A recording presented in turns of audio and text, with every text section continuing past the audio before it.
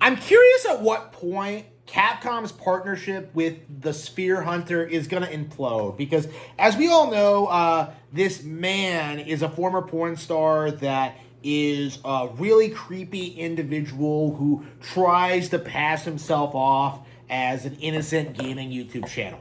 And Capcom USA, for some reason, is like obsessed with using this individual to promote their games. And this might be a DEI thing. This might be a tax evasion thing. This might be like a globalist thing. There might be like reasons for this, but like the simple reality is you are having this creepy individual promoting your wholesome game about a dad protecting a little girl. Hypothetically, of course, like, the game itself is rather creepy at all, but like it's being marketed like it's wholesome. So, like, if you take that into consideration, right, that Pragmata is supposed to be about a little girl, and then you have a literal porn star promoting the game, like, doesn't that just come off as just bad? Like, very, very bad. To the point where, like, honestly, if I had seen this, like, before I bought the game, like, I would have canceled my pre-order, Like, if I had, like, if this had happened before the game had come out, I would have instantly just kind of, like, just not bought the game. And I would have encouraged other people to not buy it as well. And I think that's becoming more and more of a thing, is that whenever people see, like, TheSphereHunter's, like, name attached to a project, whenever people see TheSphereHunter, like, instantly we all just cringe. We're all just like, oh, no way, fam. I was really looking forward to, like, playing Clock Tower, from Way Forward on Nintendo Switch. Couldn't do it because they tried to put him in the game. Like, for a completely unnecessary, like, animated cutscene. Like, you see things like that, you see people openly coming out and saying, I will never purchase anything that TheSphereHunter is affiliated with. And you really have to wonder, like, at what point it's seriously going to, like, just kind of reach critical mass. Like, at what point is Capcom going to reach the point where people just, by default, just do not take anything they release seriously? I actually did skip Monster Hunter Stories 3, when it came out in March. Not purely because of this, like, actually it was because of, like, how the Stories games are bad and the decline of Monster Hunter in general. But, like, again, after Pragmata, like, I do feel as if there is a real incentive for everyone to just kind of ignore every major Capcom release coming out. Because if they refuse to kick this man to the curb, like, why? I don't want to associate with your company. I don't want to play your games. I don't want to support you. And this is, like, non-negotiable at this point. Like, kick him to the curb or I am taking my money elsewhere. And we're definitely in, like, the early stages of that. And maybe they're preemptively just kind of, like, making sure that, like, they don't have him promote their games until after the game is already out, to stop this kind of thing from happening. But, like, every time I see it, I just cringe, and it just makes me hate Capcom. It's, like, the thing that they're doing right now that I think is, like, just destroying their marketing and branding. And like, I just don't understand why they're so insistent on doing this. Like, it really is, like, the big major sign of just how desperate they are. Of just how desperate they are to, like, try and normalize this individual and, like, his behavior for the masses, for, like, the little children. It's embarrassing. And it's really something that we do have to, like, emphasize, is just how this just shouldn't be legal. Okay? Like, I don't want to see these kind of individuals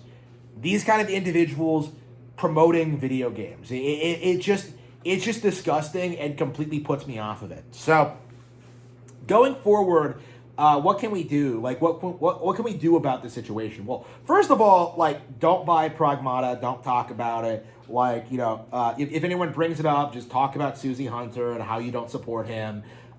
It's kind of inevitable at this point for, like, the whole TheSphereHunter grift to kind of collapse because he's already getting kind of old, okay? He's not capable of, like, doing porn anymore in his niche. And so, like, segueing into video games, it was a grift for a while, but it feels like it's just kind of imploding and that, like, nobody really pays attention to him or anything he's doing. Like, the only time I ever even hear about him is when like he's promoting the newest Capcom game. So like when that like grift dries up, and it will, like what's gonna happen? You know, when he ages out of what he's doing, like what's that gonna happen? You know, what's gonna happen? You know, like this guy, he doesn't have an unlimited like army of simps. You know, like even if you're into that kind of thing, like the simps are gonna go for younger people. You know, younger, more attractive people, right? People like Susie just, I think, are going to demonstrate why you can't do this, because you know, eventually you are going to see like sales go down, you are going to see Susie get cut, and then you're going to see him start spurging out and start like blaming people and like making all these wild accusations.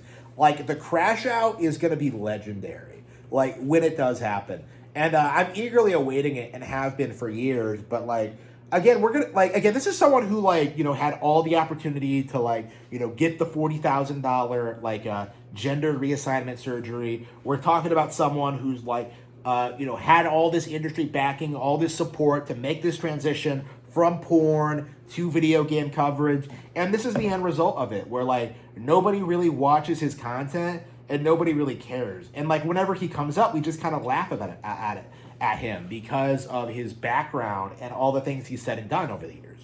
You know, this guy is a poser and is a shill for Capcom. And like that's something that like needs to be said, is that this guy is probably as big of a cocksucker for Capcom as like Max Dude and people like that in the FGC.